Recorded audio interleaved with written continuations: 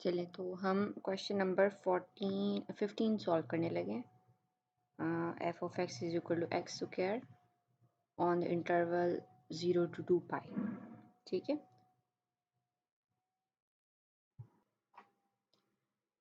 तो इस क्वेश्चन को मैंने पेपर पे सॉल्व किया क्योंकि यहाँ पे सॉल्व करना ना ज़्यादा लिखना थोड़ा सा मुश्किल है।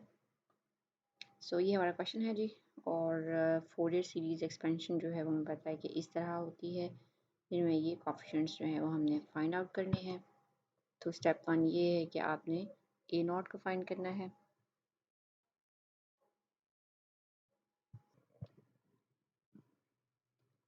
तो ए नॉट के लिए हमारा फार्मूला ये है 1/पाई 0 से 2 pi f of x d x. F of x हमारा जो है वो एक्स स्क्वायर है, इवन फंक्शन है। तो इवन फंक्शन है तो याद रखें कि हमने सिर्फ ए नॉट और ए एन फाइंड करना है, बी एन हमारा 0 होगा। और तो इसको आपने सिंपली इंटीग्रेट कर देना है, लिमिट लगा देनी है। अब ये 0 से पाई 2 पाई लिमिट है तो आपने 0 से 2 पाई लिमिट की लेनी है। तो ये लिमिट लगा दीजिए और आपका क्वेश्चन जो है वो ए नॉट जो है फाइंड आउट हो जाएगा। फिर आपने ए एन फाइंड करना है, तो उसी तरह ए एन का फार्मूला लिखिए। एफ ऑफ एक्स जो है वो एक गिवन फंक्शन है, ये बी वन फंक्शन है। तो ये लिमिट हमारी ऑलरेडी 0 से 2 पाई है, एक सिमेट्रिक लिमिट नहीं है, देयरफॉर आप इसको कुछ नहीं करेंगे। वो जो माइनस पाई से पाई को आप चेंज कर देते हैं ना, 2 टाइम्स 0 से पाई, वो आप काम यहाँ पे नहीं करेंगे।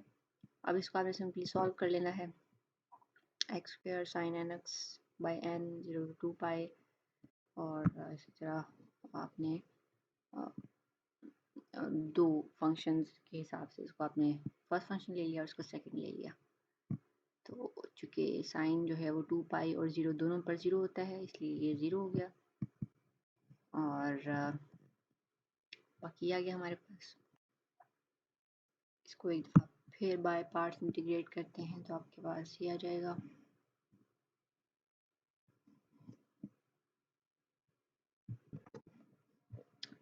तो ये आपके पास आ जाएगा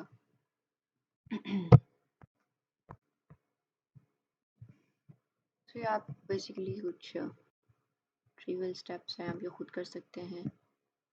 बताने वाली चीज़ यहाँ पे ऑलमोस्ट कुछ नहीं है। यहाँ पे देखिए कि 2n pi cause of 2n पाई, तो n की कोई भी आप वैल्यू ले लीजिए, उसके लिए जो हमारा cos 2n पाई होगा उसका आंसर क्या होगा 1। ठीक है, cos n पाई का आंसर होता है -1 to the power 1 to the power n, लेकिन cos 2n पाई का 1 ही होगा क्योंकि cos 2n पाई में साथ में 2 आ गया ना। तो अब ये n जो भी होगा ये 2 उसको इवन बना देगा। और cos इवन पाइज के लिए 1 होता है और ऑड पाइज के लिए -1 होता है, इसलिए चूंकि यहाँ पे 2 है तो सिर्फ इवन पाइज आएंगी। तो ए एन की वैल्यू हमारे पास आ जाएगी फिर 4 डिवाइडेड बाई एन स्क्वायर। अच्छा, एक चीज़ मैं बताना भूल गई कि चूँकि इवन फंक्शन है तो है, लेकिन यहाँ पर साथ में जो लिमिट है वो सिमेट्रिक नहीं है, 0 माइनस पाई से पाई नहीं है, इसलिए ये चीज़ ये इंटेग्रल 0 नहीं होगा। ठीक है, इंटेग्रल तभी 0 होगा जब आप एक एक जो लिमिट है वो हमारी एक तरफ जो है वो माइनस एक्सिस में है और दूसरी तरफ पॉजिटिव एक्सिस में है। ठीक है, अगर 0 से 2 पाई है तो आप देखो कि इसका ग्राफ किस तरह का होगा। एक्स के का 0 से 2 पाई तक आपको याद है मैंने पिछली वीडियो में आपको एक्स के का ग्राफ दिखाया, तो उसको आप देखो कि 0 से लेकर 2 पाई तक अगर आप देखो एक्स के ग्राफ को तो एक कर्व है, उसके नीचे का एरिया 0 नहीं हो रहा। ठीक है, तो वो एग्जिस्ट करेगा। सो बी एन बी आएगा आपके पास। ठीक है, यही फ़र्क है इसमें और इससे प्रीवियस क्वेश्चन में। जो प्रीवियस क्वेश्चन है जो आपने खुद करना है, यानी क्वेश्चन मैं आपको दिखा देती हूँ। ये वाला जो क्वेश्चन है इसमें अगर आप बी एन निकालेंगे ना तो माइनस पाई से लेके पाई तक बी एन की वैल्यू जो है वो 0 होगी क्योंकि एक्स स्क्वायर इवन फंक्शन है। लेकिन इसमें इस वाले क्वेश्चन में हम सॉल्व कर रहे हैं, इसमें ऐसा नहीं है, इसमें आपको फाइंड करना पड़ेगा। तो आपने सिंपली एक्स स्क्वायर और साइन एन एक्स को आपने बाय पार्ट्स इंटीग्रेट करना है। और आप देखिए कुछ स्टेप्स हैं, आपको उसको फॉलो कर लीजिए तो आपके पास जो है वो यहाँ पे थोड़ी सी गड़बड़ हो गई है। और ये आपको मैं बता देती हूँ कि क्या आ रहा है यहाँ पे, 2 square pi over N minus 2 over N pi cos, ये ब्रैकेट है, फिर cos 2 N pi over N square minus cos 0 over N square. ठीक हो गया, ये था।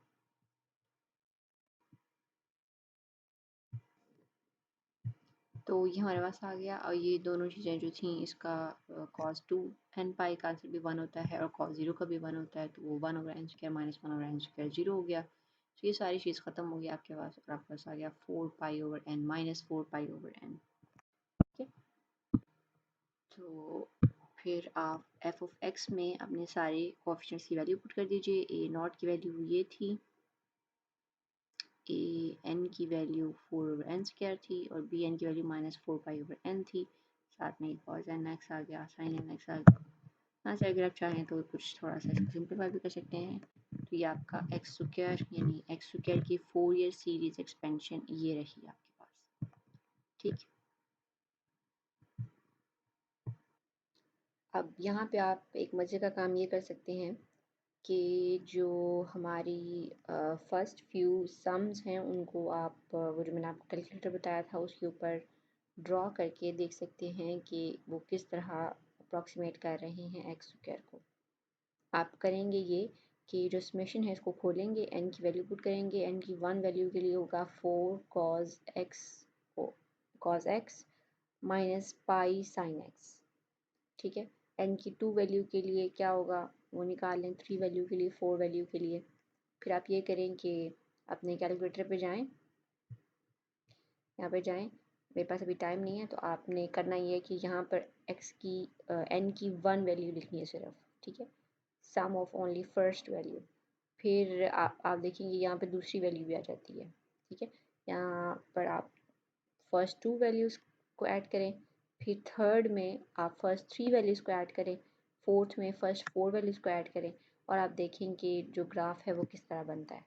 ठीक है, तो ये अगर आप, बड़ा इंटरेस्टिंग काम होगा अगर आप करना चाहें। सेकंड क्वेश्चन पे आ जाते हैं। सेकंड क्वेश्चन जो है वो बिल्कुल उसके नीचे वाला क्वेश्चन था, ये वाला। सो क्वेश्चन क्या है कि यह आपका फंक्शन है, आपने इसकी फोरियर सीरीज एक्सपेंशन करनी है। तो ये फंक्शन माइनस पाई से लेके पाई बाय 2 तक इस फंक्शन की वैल्यू 0 है।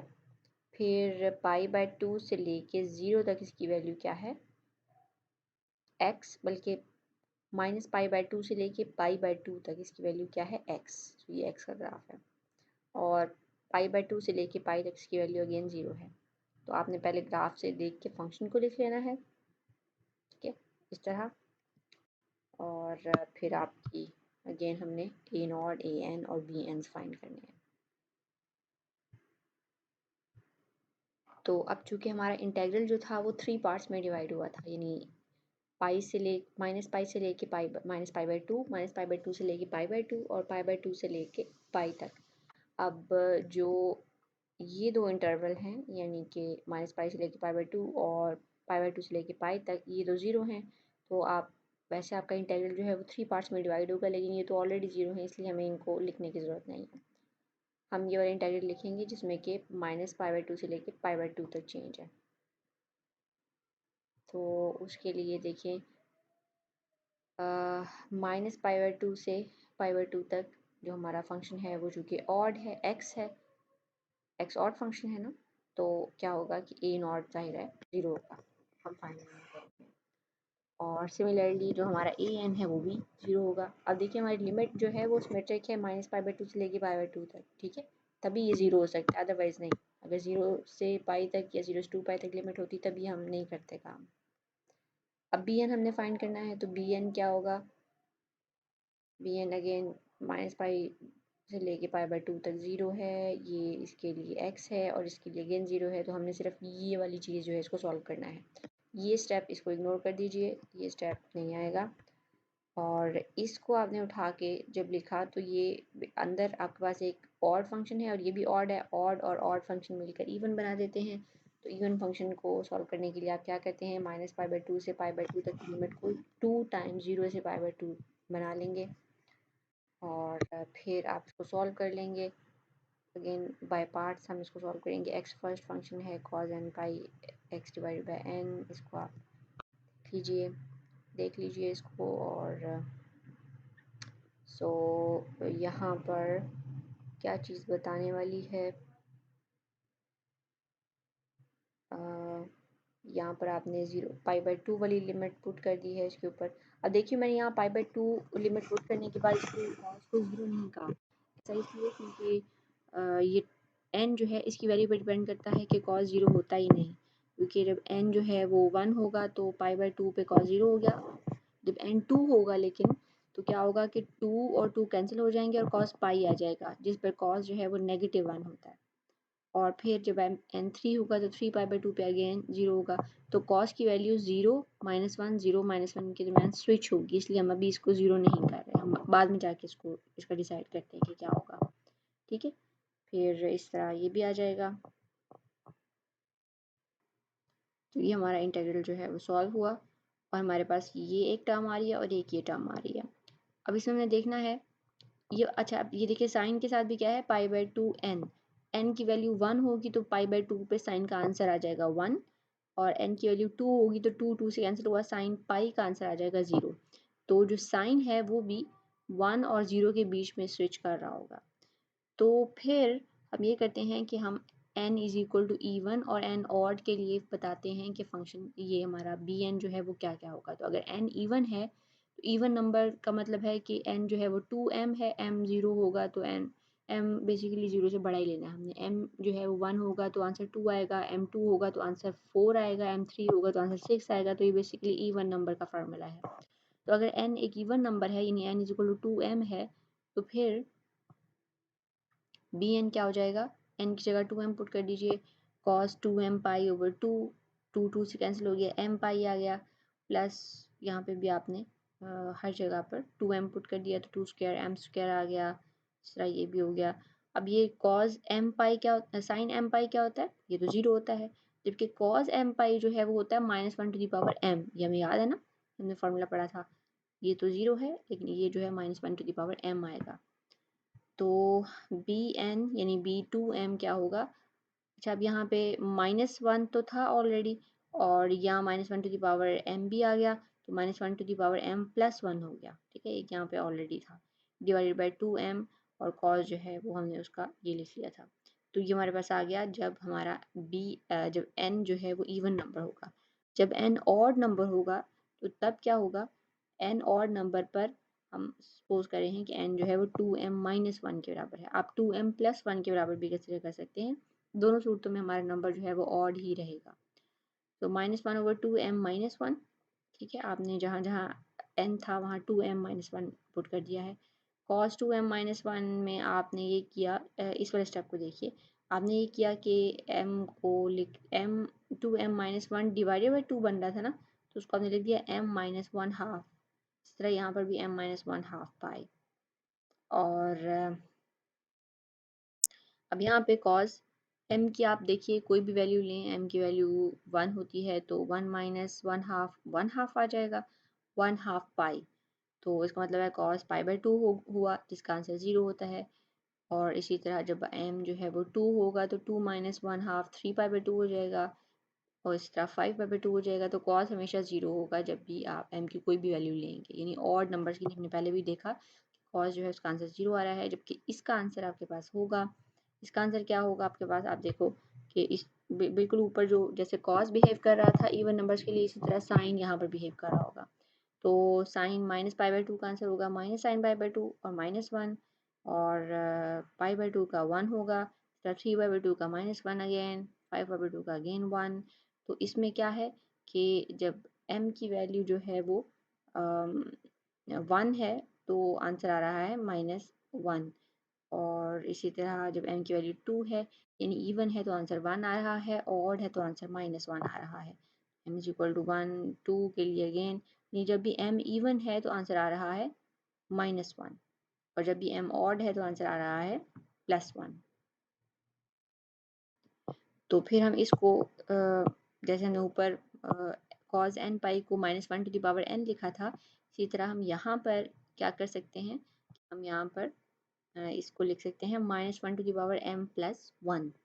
ठीक, ये जो साइन है उसका आंसर बेसिकली देखिए m जो है जब 0 होगा तो आंसर क्या आएगा -1, और जब m 1 होगा तो 2 हो गया, और यानी कि स्क्वायर हो गया। -1 का स्क्वायर क्या होगा? +1। m2 पे आंसर, तो अगेन देखिए कि इसको m = 1 है तो ये 1 + 1 2 होगा, और आंसर आ जाएगा आपके पास इवन। तो m = 1 के लिए आंसर आ रहा है +1। इस तरह m = 2 है तो 2 + 1 3, तो आंसर आ जाएगा -1। तो -1 आ रहा है m = 2 के लिए। तो ये हो गया आपका b2m-1। अब आपका जो कोफिशिएंट हमारे जो n बनेंगे वो क्या होंगे? सो ये हमारे कोफिशिएंट हो जाएंगे। सो यहाँ पर आपने क्या किया है कि bm 2m की वैल्यू पुट कर दी है, और यहाँ b2m-1 की वैल्यू पुट की है, और ये हमारा टोटल bn है। ठीक है, ये हमारा bn है, और यहाँ साइन nx आ रहा है। और फिर आपने इनकी, चूँकि आपने इवन एंड ऑड के लिए सेपरेटली वैल्यू निकाली थी, उन दोनों के अंदर -1m+1 था, उसको आपने बाहर निकाल दिया और ये आपने पुट कर दिया है। अब इसमें आपने ये किया है कि जो साइन nx है उसको साथ, जो इवन वाला था ऑड वाला था उसके साथ, इवन वाला था तो उसके साथ रखेंगे तो साइन 2m आएगा। ज़ाहिर है हमने m की n को चेंज किया हुआ है m में, और जब आप ऑड वाले के साथ रखेंगे तो साइन 2m-1 आएगा। ठीक है, तो ये आपका आंसर है इस क्वेश्चन का। तो आज के लिए इतना ही करते हैं हम। इंशाल्लाह नेक्स्ट टॉपिक जो है वो हम अगले लेक्चर में स्टडी करेंगे। अल्लाह हाफिज़।